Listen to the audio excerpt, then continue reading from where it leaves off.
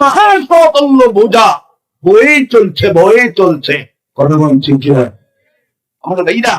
এই জন্য বিশেষ করে আমার মা বোনেরা তারা আজকে আমার আলোচনা শুনছে, মেহরবানি করে স্বামীদেরকে আপনি সেভাবেই সম্মান করবেন। আপনি যদি রানীর মতো যদি আপনি থাকতে চান তাহলে আপনার স্বামীটাকে আপনি রাজা রাখি ওটা আল্লাহ সকলকে আমল করে তৌফিক দান করে বলেন আল্লাহুম্মা আমিন।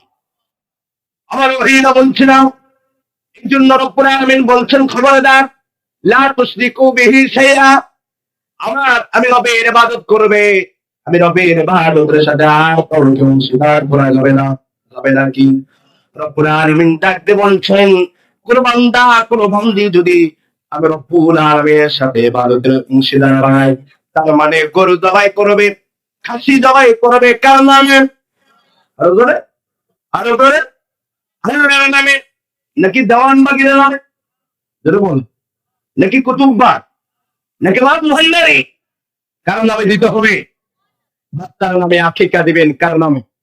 আমরা ভুল করে থাকি, বলি যে আমার ছেলে আব্দুল্লাহর নামে আকিকা, আব্দুল্লাহর নামে আকিকা দেওয়া। আকিকা যদি আপনি দিবেন তো সন্তানকে কেন্দ্র করে নামতে হবে কার জন্য? আল্লাহর নামে। আপনার সন্তানের নামে আপনি আকিকা এভাবে দিচ্ছে, নাম নিতেই তো আপনি ভুল করলেন। যা কিছু হবে কার নামে দেওয়া হোক আল্লাহ কবুল করে নেবেন পরে আল্লাহ। আমার ভাইয়েরাও রব্বুল আলামিন বলেছেন খবরদার বানা তুশরিকু বিহি শাইআ, ইবাদত করবে আমার, নামাজ পড়বে আমার জন্য, নামাজের ভিতরে শিরক করা যাবে না। নামাজের ভিতরে শিরক আবার কিভাবে? এখন আমি নামাজের জন্য নিয়ত করলাম আল্লাহু আকবার বলে, আর মনে মনে এই চিন্তাটা তোলা করলাম সবাইকে মসজিদে যাবো, এলাকার লোকেরা বলবে লোকটা করলাম ঠিক না? এই নিয়তে যদি আপনি নামাজ পড়েন রাসূলুল্লাহ সাল্লাল্লাহু আলাইহি ওয়াসাল্লাম বলছেন আপনি নামাজের মধ্যে শিরক ঢুকে করেন কিনা? আপনি যাকাত দিলেন, মনে মনে এই নিয়ত থাকলো আমি যাকাত দিলাম, এলাকার লোকজন মনে করবে লোকটা বড় টাকা, লোকেরা আমাকে দানবীর বলে ডাকবে, আমাকে একটু ভালো লাগবে, ঠিক কিনা? এই নিয়ত যদি আপনার ভিতরে থাকে আর আপনি যদি দান করেন কিয়ামত পর্যন্ত দান করবেন বটে, রব্বুল আলামিন আপনার দান কবুল করবে। কারণ যা কিছু হবে ইসলামের মধ্যে আপনি দান দিবেন সেটাও ইসলামের এরিয়া মেনটেন করে, ঠিক কিনা কথা বলেন? রব্বুল আলামিন ডাকতে বলছেন আমার কাছে সবচাইতে মনোনীত ধর্মের নাম হলো ইসলাম, বলুন সুবহানাল্লাহ। রব্বুল আলামিন বলছেন ইন্নাদ-দীনা ইনদাল্লাহিল ইসলাম, আল্লাহু আকবার। আল্লাহর কাছে সবচাইতে মনোনীত ধর্মের নাম কি?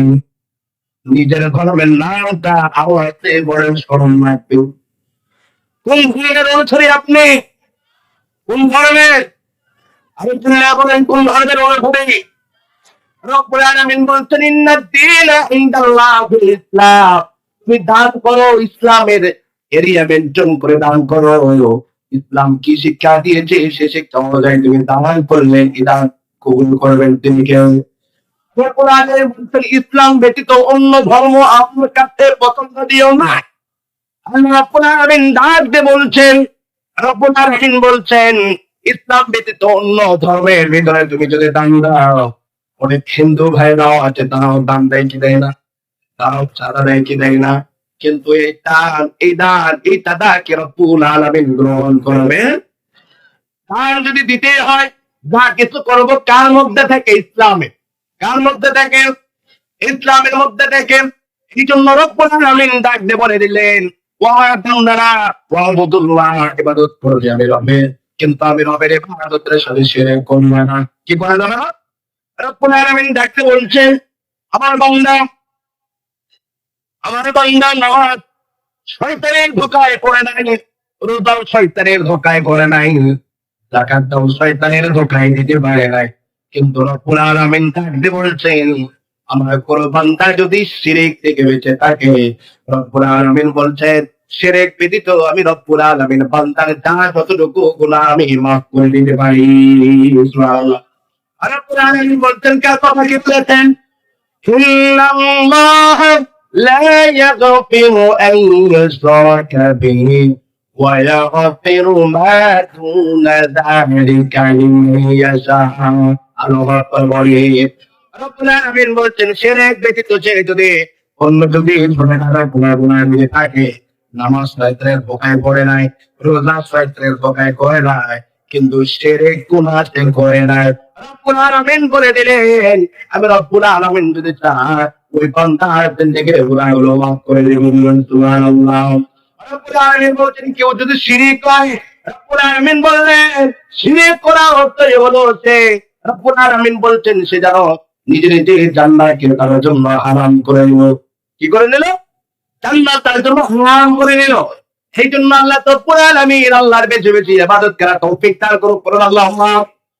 শিরক থেকে বাঁচায়া দিক। বলুন আল্লাহুম্মা। বরঞ্চ রব্বুল আলামিন বলছেন ওয়াবিল ওয়ালিদাইনি ইহসানা, পিতামাতার খেদমত করো। সুবহানাল্লাহ বলে। পিতামাতার সাথে সৎ আচরণ করো। এই পৃথিবীতে বিশেষ করে বাংলাদেশ, অন্য দেশের কথা না বলি, অনেক বৃদ্ধ বাবা মা সন্তানের হাতে নির্যাতিত জনগণ ঠিক কিনা। এই কয়েকদিন আগে সম্ভবত আল্লাহ পরশু একটা ভিডিও আমার সামনে এসেছে, একজন সন্তান কিভাবে মাকে প্রহার করতে পারে, মাথায় কাজ করে জনগণ ঠিক কিনা। যেই মা 10 মাস 10 দিন গর্ভে ধারণ করেছে, 2 থেকে 8 বছর নিজের বুকের স্থল থেকে দুধ পান করিয়েছে, কোনো সন্দেহ আছে? এই ঠান্ডা রজনীতে আল্লাহু আকবার, কি বলবো, আমার একটা ছোট্ট একটা মেয়ে যখন একই সাথে খাটে ঘুমা, দেখেন যে 5টা ভিজে যায়, কি জানো বলো, ভিজে পেশাব করে দিয়ে সম্মানিত হাজরি, তখন বাবা মার কথাগুলো মনে পড়ে, তারাও তো শৈশবে এভাবেই লালন পালন করেছে। আমার ঠিক কিনা কথা বলে আমার ভাইরা, আমি লক্ষ্য করেছি আমার স্ত্রী একেবারে এপার ওপার দুদিকে ভিজে যায়, এরপরে কোন করা স্মৃতি সন্তানটিকে কলিজার উপর বুকের উপর নিয়ে রেখেছে। আল্লাহু আকবার। আমার ভাইরা, আমার আপনার মা বাবা আমাদেরকে এভাবে লালন পালন করে কিনা, সেই মাকে প্রহার করেছে। এলাকাতে কঠিন ছাত্রে উদীয়ন পড়ে, এলাকা হচ্ছে কি করেছে, তাকে শাস্তি দিয়েছে, কোমর পর্যন্ত মাটিতে তাকে গেড়ে দিয়ে, এরপরে সেখানে যতটা মাকে প্রহার করে এলাকাবাসী তাকেও ততটা প্রহার করে। আলহামদুলিল্লাহ।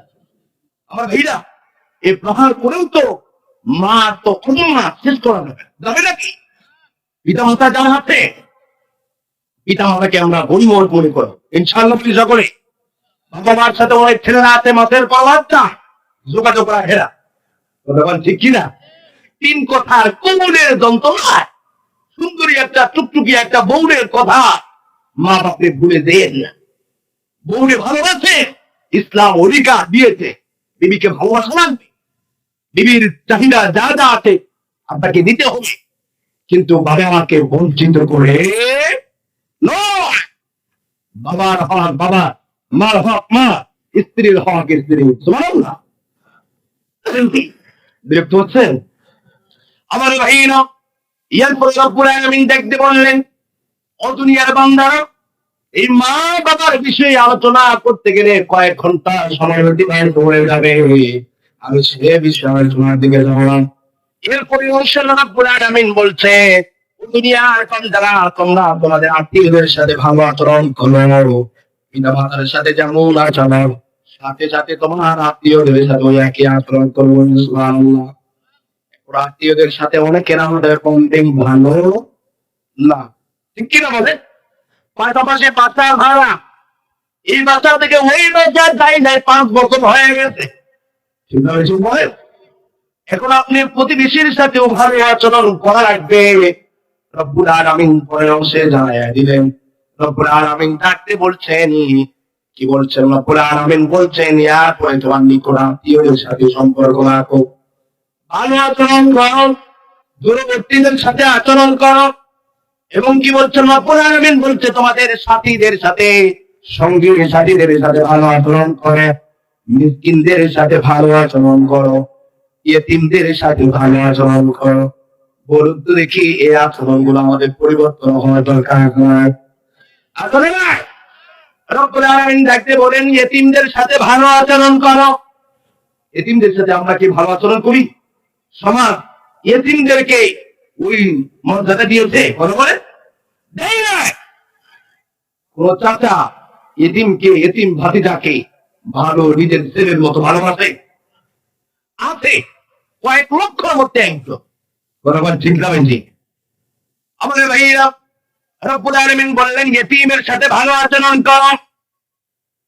কেন ভালো আচরণ করতে থাকবে? ইতিম মানে কি? একলা বাদে নিঃসঙ্গ, যার কেউ নাই তাকেই বলে ইতিম। ইসলামের পরিভাষায় ইতিম বলা হচ্ছে ছেলে হোক আর মেয়ে হোক, শৈশবে যার বাবা ইন্তেকাল করেছে তাকে বলা হবে ইতিম। তাকে কি বলা হবে? ইতিম বলা হবে। রাসূল করিম সাল্লাল্লাহু আলাইহি ওয়াসাল্লাম বলেন, নবী হে আপনি কেউ তো আমি ইতিম নবী করে পেয়েছি, বলুন সুবহানাল্লাহ। রব্বুল আলামিন ডাকতে বলছেন আলাম তাহলে যারা আছে পড়ো আলাম ইয়াজিদকা ইয়াতীমান ফাআও। রব্বুল আলামিন ডাকতে বলছেন তিনি কি তোমাকে ইতিম নবী বানায়? সুবহানাল্লাহ। এবং সর্বশেষ তোমাকে উত্তম জিজ্ঞাসা ফল দিয়েছে। সুবহানাল্লাহ। নবীজি ইতিম নবী ছিলেন, নবীজিকে উত্তম ঠিকানা আশ্রয় দিলেন। বাবা জন্মের আগে ইন্তেকাল করেছেন, মা জন্মে গ্রহণ করা 6 মাস পূর্বে মার ইন্তেকাল হয়ে গেল। নবীজি সাল্লাল্লাহু আলাইহি ওয়াসাল্লাম দাদা আব্দুল মুত্তালিবের কাছে লালন পালন করতে লাগলো, বলুন সুবহানাল্লাহ। আমার ভাইরা, দাদা ইন্তেকাল হয়ে গেল, নবীজি সাল্লাল্লাহু আলাইহি ওয়াসাল্লাম চাচা আবু তালেবের আন্ডারে লালন পালন করতে লাগলো।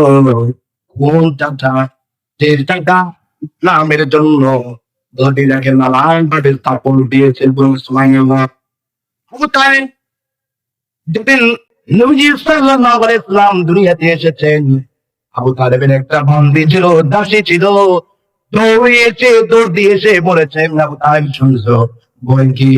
তোমার মৃত্যু ভাই আব্দুল্লাহর ঘরে একটা তাদের যে ফুটফুটা সন্তান জন্ম নিয়েছে, বলেন সুবহানাল্লাহ। আবু তালেব মুহূর্তের ভিতরে ওই বন্দির দাম, দাসীর দাম নিম্ন হলো বোঝার জন্য বলছি 1 লক্ষ টাকা দাও। এবার রাসূল করিম সাল্লাল্লাহু আলাইহি ওয়াসাল্লাম দাঁড়ায় দিলেন, ও বন্দি, ও আমার দাসী, তুমি যে আমার এত সুন্দর খবর দিয়েছো, মুহূর্তে আমি তোমাকে আজাদ করে দিলাম। নবীর প্রেম অনেকে আমরা আশিকে নবী বলে দাবে, কিন্তু গিয়ে দেখে নবীর কোন সুন্নতি নেই। কথা বলেন ঠিক কিনা? শুধু গাড়ি মাতাল করলেই হবে না, দশটা জুলুস করলেই হবে না, নবীর প্রেম আর ভালোবাসা সুন্নত দিয়ে প্রমাণ হয়ে যাবে। কথা বলেন ঠিক কিনা? আমার ভাইরা, আবু তালেবের কাছে নবীজি সাল্লাল্লাহু আলাইহি ওয়াসাল্লাম লালন পালন করতে লাগলেন।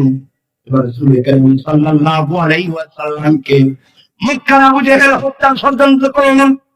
মক্কার বড় বড় কাফেররা নবীজিকে হত্যা করার ষড়যন্ত্র করে নিল, কিন্তু ভয়ও আছে বটে।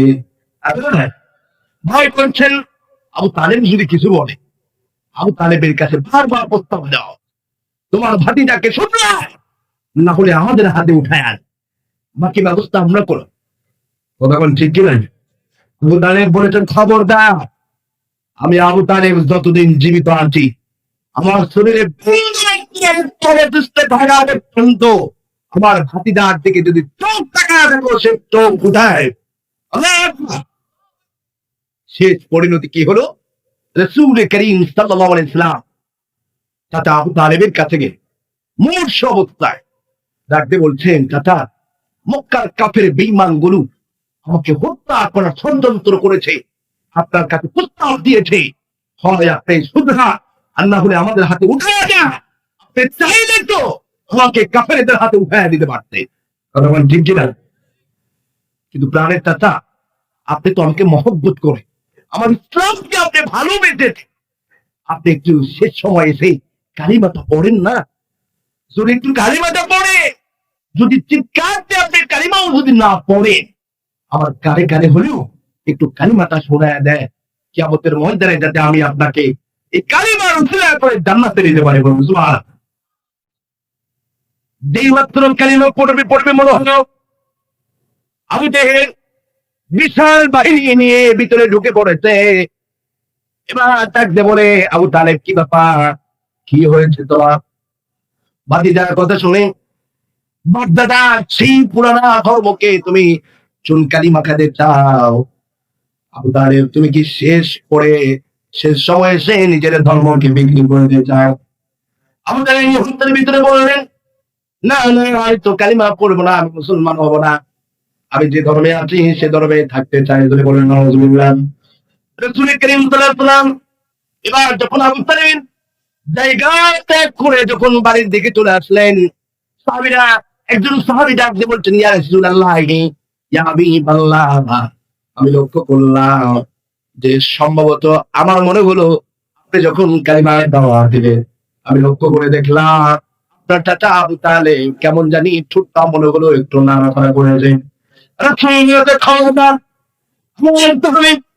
খবরদার আমার সামনে আমার চাচার জন্য গালে দিয়ে করতে ইমান তো সত্তা নয়, ইমান তো সত্তা নয়।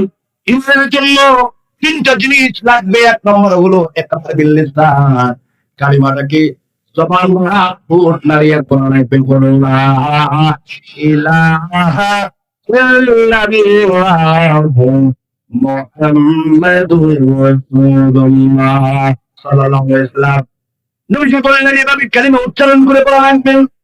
তুমি আমার চাচার নামে উচ্চারণ করো না, আমাকে সান্ত্বনা দিতে চাও যে ইয়া রাসূলুল্লাহ আপনার চাচা কালিমা পড়েছে, কিন্তু না, খবরদার, আমি লক্ষ্য করেছি আমার চাচা কালিমাকে অস্বীকার করেছে।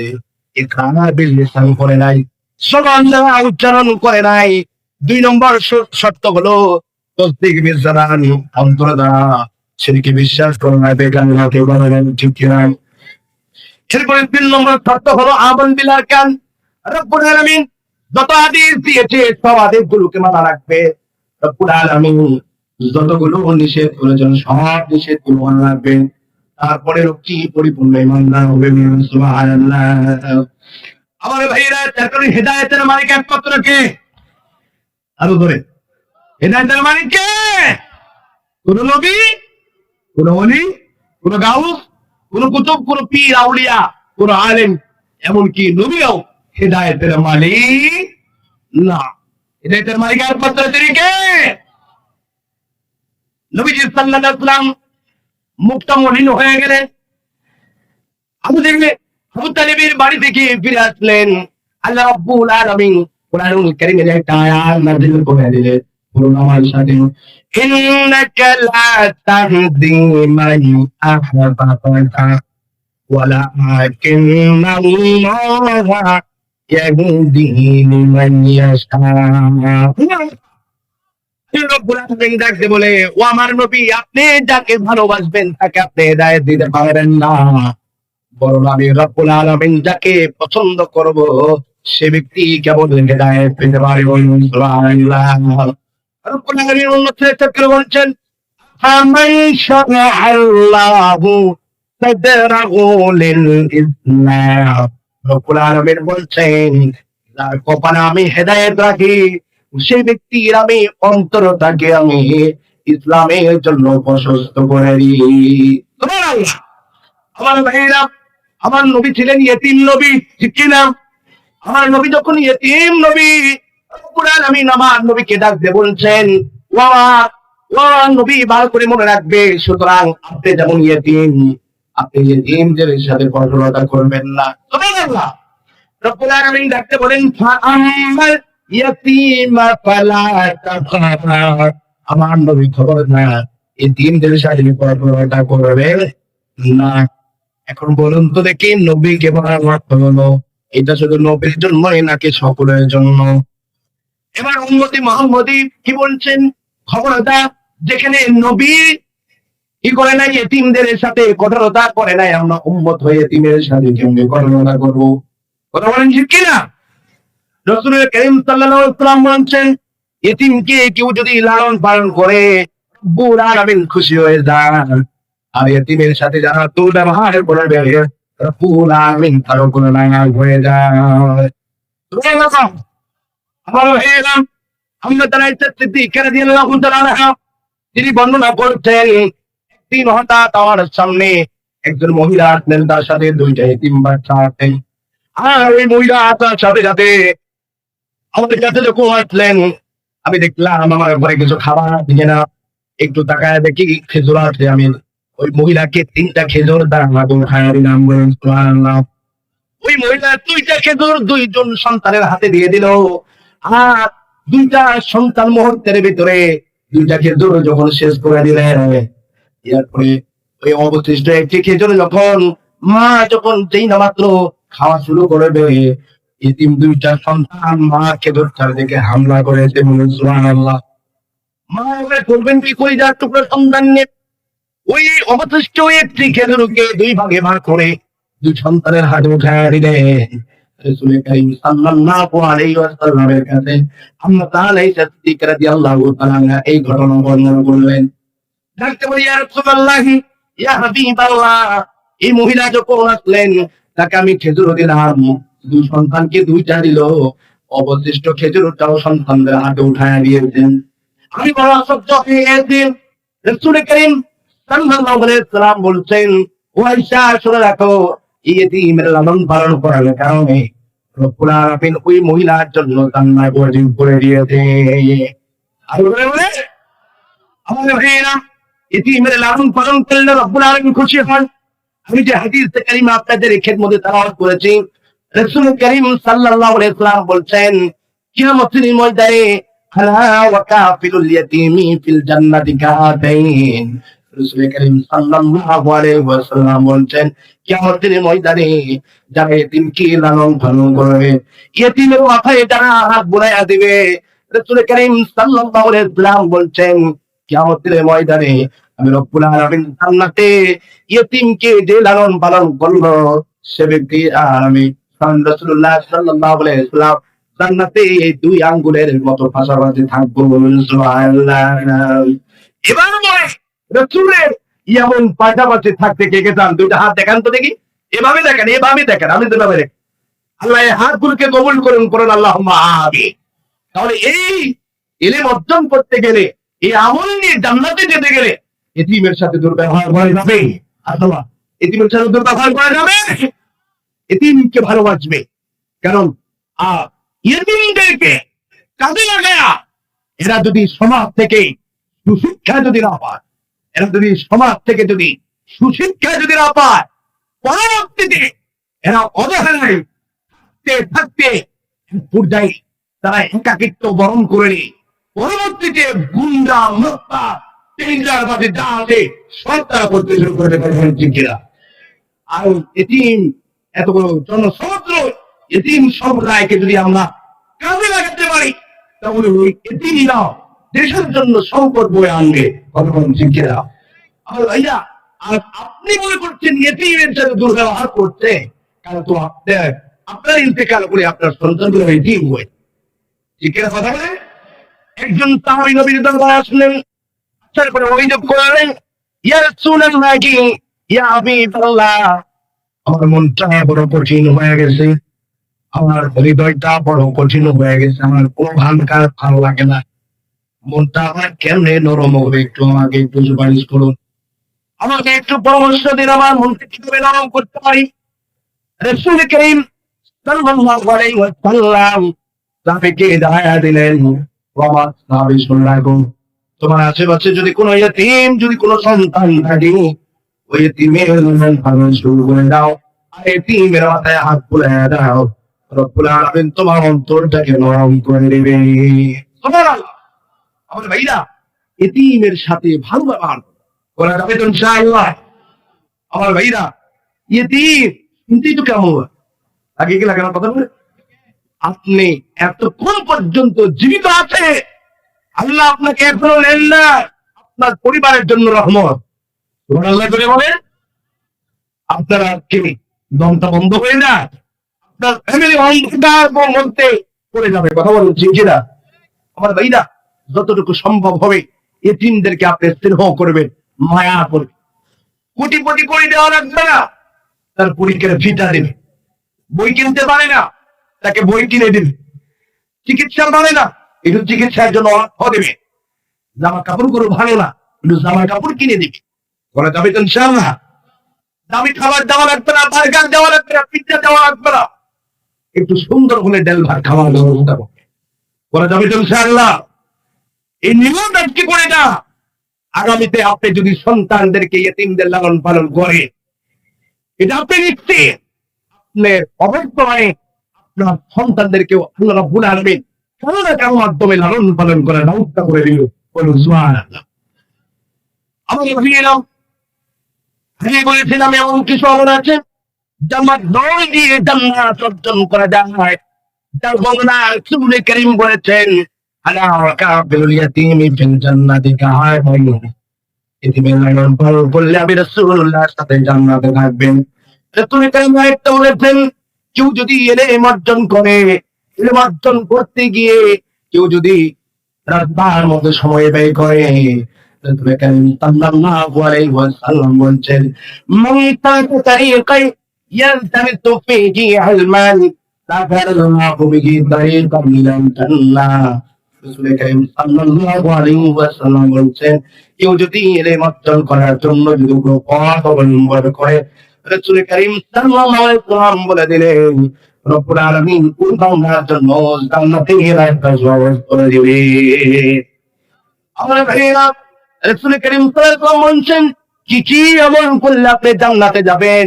রাসূল কারীম বলছেন, আপনি হজ করুন আর উমরা করুন, আর হজ আর উমরা যদি আপনার জন্য কবুল হয়ে যায়, রাসূল কারীম বলছেন আপনার জন্য জান্নাত নিশ্চিত। বলুন সুবহানাল্লাহ। রাসূল কারীম বলছেন, আল হজ্জুল মাবরুর লাইসা লাহু জাযাউন ইল্লাল জান্নাহ। রাসূল কারীম বলছেন, কেউ হজ করলো বা উমরা করলো, আর হজ বা উমরাটা কবুল হয়েছে, রাসূল বলেন আর কোনো প্রতিদান নাই, কেবলমাত্র প্রতিদান একটাই, সেটি হলো জান্নাত। বলুন সুবহানাল্লাহ। কি কি আমল করলে আপনি জান্নাতে যাবেন? একটা আপনি শুনলেন, ইলমের রাস্তায় যদি আপনি চলেন, আল্লাহ রাব্বুল আলামিন জান্নাতের রাস্তায় সহজ করে দিবেন। যদি আপনি ইয়েতিমকে লালন পালন করেন, আল্লাহ রাব্বুল আলামিন জান্নাতের রাস্তা সহজ করে দিবেন। 3 নম্বর, যদি আপনি হজ করেন, এমন হয় যে হজটা হজ্জে মাবরুর হয়েছে, রাব্বুল আলামিন আপনাকে জান্নাত দান করবেন। 4 নম্বর, আপনি যদি আয়াতুল কুরসির যদি আপনি আমল করতে পারেন, 5 ওয়াক্ত নামাজ পড়া সঙ্গে সঙ্গে আয়াতুল কুরসি আপনি পড়ে ফেলেছেন, রব্বুল আলামিন বলে দিলেন, রাসূল কারীম ঘোষণা দিয়েছেন, ওই ব্যক্তি মওত হতে তাড়াতাড়ি রব্বুল আলামিন ওই ব্যক্তিকে জান্নাতে নিবেদন করবেন না। সুবহানাল্লাহ। রাসূল কারীম বলেছেন, আর কি আমল করলে জান্নাতে যাবেন, কত আমল নেবেন? রাসূল কারীম এরপরে আমল বলেছেন, কেউ যদি আল্লাহ রাব্বুল আলামিনের একটা ইসমে আযম যে নাম, সেটি হলো আল্লাহ। বলে আল্লাহ, বলে আল্লাহ, তো বলে আল্লাহ, আল্লাহ, এটা তোমার ইসমে আযম। সুবহানাল্লাহ। রাসূল কারীম বলেছেন, আল্লাহ রাব্বুল আলামিনের এই নাম ইসমে আযম, এই নাম বাদে রব্বুল আলামিনের আরো 99টি নাম আছে। কতটি নাম আছে? 99টি নাম আছে। এই 99টি নাম যদি কেউ মুখস্থ করতে পারে, কি করতে পারে? এই 99টি নাম মুখস্থ যদি কেউ করতে পারে, আর সকাল সন্ধ্যা যদি কেউ আমল করতে পারে, রব্বুল আলামিন বলে দিলেন, রাসূল কারীম সাল্লাল্লাহু আলাইহি ওয়াসাল্লাম জানায় দিলেন, ওই ব্যক্তিকে রব্বুল আলামিন কিয়ামতের ময়দানে এমন ভাবে জান্নাত দেবে, সে হাসতে হাসতে জান্নাতে চলে যাবে। আল্লাহ এই 99টা নাম মুখস্থ করবেন। আর এই নামগুলো অনেক সময় আমরা বয়স হয়ে গেলে আর মনে থাকে না, মুখস্থ হতে চায় না। কথা বলেন ঠিক কিনা? এই জন্য এটাকে ছাত্র জামানায় শৈশবে এগুলোকে মনে রাখার ভালো সুবিধা। এই জন্য বলেন তো, সারা বাংলাদেশে বুড়াদের কোনো হেফখানা আছে? বুড়া মানুষদের কোনো হেফজখানা শুনছে? হুজুরের কাছে বলে যাও নাকি একটা বুড়াদের হেফখানা করুন? কিয়ামত পর্যন্ত মনে হয় সম্ভব হবে না। আল্লাহ যদি করে, সেটি হলো আপনার কপা। কথা বলেন ঠিক কিনা?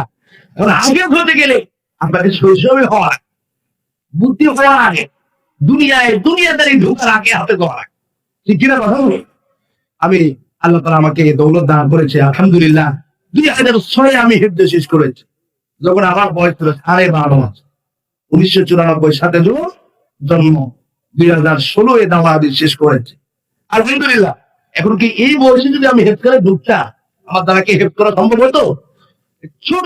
ছোট বয়সে পড়েছি বিদায় মোড়া, ঠিক কিনা কথা বলেন?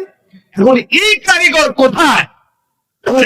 এরকম যখন আমরা ইয়ম ভাই যে মাদ্রাসা তৈরি করেছেন, এরকম মাদ্রাসাতে এই নেতা আসলে না, আসলে ছোট বাচ্চা নেই, এই 99টা নাম মুখস্থ করে দেয়। শুনবেন কি আপনারা? শুনবেন? বলবো কি? এই বুড়া বয়সে মুখস্থ করে দেয়, করেছে ওই মক্তবে যখন ছিলাম। আল্লাহ আকবার করে বলেন, বলি শুনেন, আমল হয়ে যাবে, ঠিক কিনা বলেন?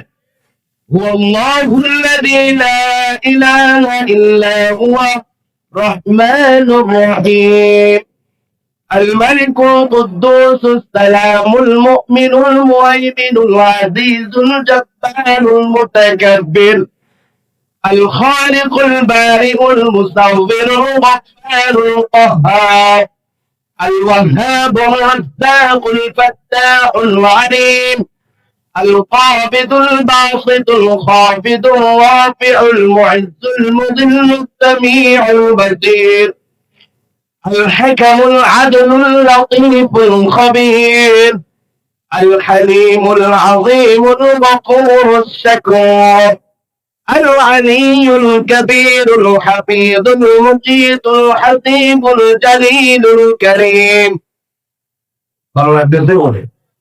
ভালো লাগতেছে বলেন? বলার কণ্ঠ নেমে যাচ্ছে, শেষ করবো গো আমার বিরা। এভাবে পুরা নামটা বলতে গেলে অনেক লম্বা হয়ে যাবে। এভাবে যদি আপনি মুখস্থ করতে পারে আর সকাল সন্ধ্যা যদি ওজিফা করতে পারে, রাসূল করিম সাল্লাল্লাহু আলাইহি ওয়াসাল্লাম বলেছেন কিয়ামতের দিন হাসতে হাসতে জান্নাতে হতে যাবে। জান্নাত বলেন আপনাদের পছন্দ না? পছন্দ হলে তো এত সুন্দর করে বলতেন, ভাই কত টাকা? 2000। পছন্দ হয়েছে 3000, দেন তাই দে। তখন ঠিকই না, জান্নাত কি আপনাদের পছন্দের জায়গা? এটা কি বলছ না? জান্নাত কি পছন্দের জায়গা? আমাদের আসলেই ভাই কথা জান্নাতে। ইয়া আদম উসকুন আনতা ওয়া যাওজুকাল জান্নাহ, আল্লাহ তাআলা নিজেই বলেছেন, আদো জান্নাতে থাকো, বুফা জান্নাত বিচরণ করো, খবরদার লা তাকরাবা হাদিহি শাজারা। ঠিক কি না বলেন? আমার ভাইরা, আমাদের মূল জায়গাতে, এই যে আমি এসেছি সফরে আছে না, আমার মূল জায়গা দুনিয়ার, আমার গন্তব্য নওগাঁ। কথা ঠিক কিনা? আমাদের মূল ঠিকানা কোথায়? আরো ধরে কোথায়? সেই জান্নাতে। আবার আমরা ফিরে যাব কার মাধ্যমে? ইন্না লিল্লাহি ওয়া ইন্না ইলাইহি রাজিউন। আমরা ভাইরা তাহলে বলছিলাম কি আমল করলে আমি আপনি জান্নাতে যেতে পারি, ঠিক কিনা কথা বলেন? কিন্তু এই যাবতীয় আমলগুলো আপনাকে করা লাগবে লাভের ভিতরে দাখিল হওয়ার। তোমার লাগবে না? আমাদের এই দেশে অনেক হিন্দু ভাইয়েরা আছেন, দাদা বাবু না, আপনার চেয়ে সুন্দর করে আজান দিতে পারে, আসলে আপনার চেয়ে সুন্দর করে সূরা ফাতিহা তেলাওয়াত করতে পারে, আসলে আপনার চেয়ে সুন্দর করে আয়াতুল কুরসি পড়তে পারে, আসলে। কিন্তু উনি যদি সারাদিন সারা সূরা ফাতিহা পড়ে পড়ে বুকে ফু দেয়, কাজ হবে? জোরে বলেন, কাজ হবে? আরে আপনি যদি সূরা ফাতিহা পড়ে ফু দিই, কাজ হবে কি হবে না? জোরে বলেন, হবে কি হবে না? কাজ হবে। কেন হবে? আমি ঈমানের প্ল্যাটফর্মে দাঁড়িয়ে ফু দিয়েছি, কাজ হয়ে যাবে। কাজ করে দেবেন তিনি কে? সম্মানিত হাজির, এই জন্য বলবো ইসলামের ভিতরে আমরা যাতে পরিপূর্ণভাবে ইসলামটাকে মেনে নিয়ে আমাদের বাকি জীবনটাকে পরিচালনা করতে পারি। আমার ভাইরা, এই জন্য ইসলামই যাতে আমাদের জীবন ব্যবস্থা, বর্তমান ঠিক কিনা আমার ভাইরা, ইসলামকে বাইপাস করে, ইসলামকে আলাপ করে, ইসলামকে সরিয়ে দিয়ে আগামীর কোন সম্ভাবনা বা আগামী কোন কারোর দিকে আমরা তাকাতে চাই না। কথা ঠিক কেন? এই করো, এই আসো, ইসলামকে যে মেনে নেবে তাকে আমরা ওয়েলকাম জানাই। কারণ এদেশে শাহ জালালের দেশ, শাহ প্রাণের দেশ, ঠিক কিনা? এই দেশে আনতে হলে ইসলামকে মেনে নিয়ে আপনাকে থাকতে হবে। আর যদি ইসলামকে হেফাজত করার ষড়যন্ত্র করা হয় তাহলে দিল্লি মাহবুব বাড়ির ঘাড় ধরা লাগবে। বর্তমান ঠিক কিনা? রব্বুল আলামিন সাথীকে বোঝান তৌফিক দান করুন। যেহেতু